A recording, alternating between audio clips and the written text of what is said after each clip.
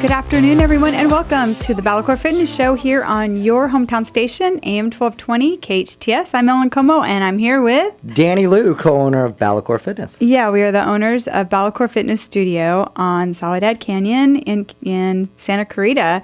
And today we're going to talk about the holidays. The holidays are here. They're amongst us. Can you believe it was just January 1st, and now the holidays have snuck right up before we know it. And with the holidays, even though it's a time we all look forward to, it's a time of family and friends eating.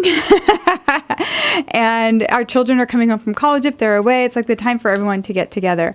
But if you're trying to stay healthy and fit over the holidays, there's also a lot of stress that goes on with families getting together. There's very busy schedules. Things go on. So holidays can be a great time, and they can always also be a very stressful time for us if we're trying to stay fit or get fit. So we're going to talk today about the holidays. What does it take to stay fit throughout the holidays? Some things that I've done over the years that have helped me get through the holidays. Danny's going to kind of add his thing. It's great because I've been in fitness for over 32 years. I have been in the fitness industry, and Danny has really taken on the really, really healthy, fit lifestyle in the past year and a half, haven't you? Oh, yeah. Before a year and a half, 2 years ago, I would just eat normally, do the normal workouts that I think were normal, just, go in, do your hour workout, and then just eat the normal food. And what I found slowly but surely with Ellen, cutting out certain types of food and eating healthier food really makes the dramatic changes that you wouldn't even think of. Because nobody teaches you that when you go to the big, walled-in gyms with hundreds and hundreds and hundreds and thousands of members all over the country. There's no real added things if you don't take an interest in your own self. Mm-hmm. So you just go in and work out, and that's not what we do here at BalaCore Fitness. We give you the nutrition, we give you the trainer-led sessions, and you can see results very quickly is what we've seen. So that's awesome. Yes, yeah. Danny would go work out and go to fast food for dinner. Oh, yeah. McDonald's, get a Big Mac, no pickles or onions, a large fry, and think that's healthy for me to go home with. Because he worked out. Right, and wondering why I had a Buddha belly still sitting on my stomach. And I thought it's because I'm Asian and all, but that's not the real reason. It was because I was eating all these fatty, unhealthy foods. Yeah, it's funny when a lot of people start working out. To me, the working out is the easiest part. That's the no-brainer. It's changing your nutrition. That really can be confusing for people. Food means so many different things to so many different people. For some people, food is just energy, it's just nutrition, it's just fuel to keep my body going. Other people have an attachment to food for some reason. It could have been when they were young that, they got a good grade and their mom and dad said, oh my gosh, you got 5 A's, we're going to go get you a ice cream cone. And so now we've got food equated with reward. Like a reward system is food. And that can grow as we get to be adults. We want larger rewards, just like when you're children to an adult, you want larger rewards in everything that we do. So, the food that you're eating to reward yourself gets larger and larger and larger. Or food, I had somebody that I had trained years ago that their family didn't have a lot of money. So they didn't have a lot of food. So for her, food equaled success, or success equaled food. Back and forth, either way you want to say it. What came first, the chicken or the egg, it didn't matter. Those two things were combined. So for her to feel successful, she needed to be able to eat a lot to show herself that she was successful. So there's another thing, another attachment you can have with food. Some people use food as a friend, and that I find the most hard to break, and also the most difficult for people to confess to, because they feel ashamed, and there should be no shame. They should not feel ashamed at all about that. But they've come to me, and I find out that they're lonely, or they're sad, or they really don't have a lot of friends, or they've been put in a situation where they're a little bit isolated for one reason or another, and they start to go to food as their friend.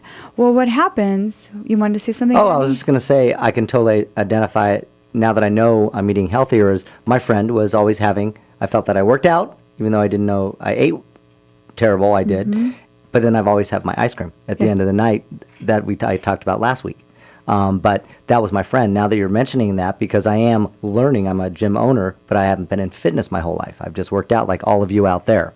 So that ice cream, that Java chip was my friend. And I didn't realize it till just now. So now that these things are being brought up by Ellen, who is trained in these things, we just need to listen and hear these and then adjust to that. Exactly. Yeah, because, food is not your friend. Food will not hug you. Food will not tell you when you're doing good. Food will not tell you when maybe you need to be misdirected because you're going the wrong way. When you have a friend, if you're in a situation where you're reaching out for food as a friend, that's when you really need to start reaching out for people as friends. And you need to have feedback. You need to have conversation back and forth. If you do and you find yourself kind of hibernating with your food as your friend and being okay with that, then you need to start learning how to reach out to people and find people that you can reach out to, someone you can call. You can tell them how you're feeling, how your day was. They can respond without how their day was. And you have a running dialogue sometimes, and a lot of times that will slowly replace that need to put the food in your mouth, because food is not your friend. Food is your fuel. We're going to be right back. This is Ellen Como and Danny Liu on BalaCore Fitness Show on your hometown station, AM 1220 KHTS. Welcome back to BalaCore Fitness Show. I'm Ellen Como. I'm here with Danny Liu. Hey, what's up? Danny Liu here. And we're coming to you on your hometown station, AM 1220 KHTS. We're talking about the holidays. They're here. And holidays and fitness sometimes don't really go together very well.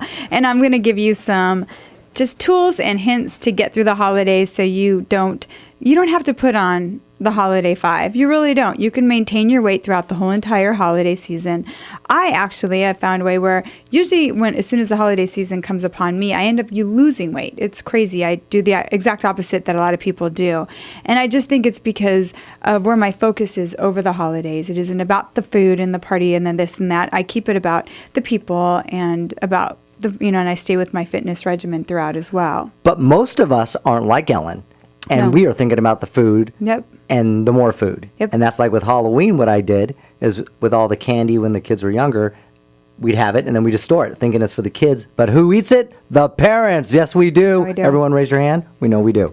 So all of you, I would just suggest parent to parent or grandparent to whoever, that if you have all that candy, cut it down to a few pieces a week and go donate the rest of the candy. There's shelters, there's dentist's office that does the collections.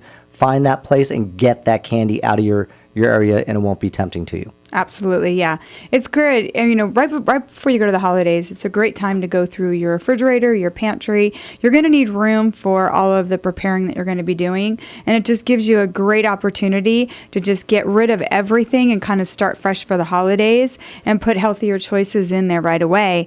And I'm going to give a couple of things. I've given these hints out on the radio, on my different shows over the years for the holidays. And I tell my clients the same things. But the last segment we were just left with, food not being your friend. And around the holidays, it's a very lonely time for some people. And if you know people that are alone, live alone, they don't really have any family in the area, make sure you're reaching out to them a lot throughout this time. Invite them to meet you for a cup of coffee. Invite them to maybe your family dinner. Thanksgiving to me has always been a time where, of course, the family gets together, but I always invite people that are alone. One year, I hosted a few boys from the COC football team because they couldn't get back to their families and they were just going to be alone, so I hosted them at my house.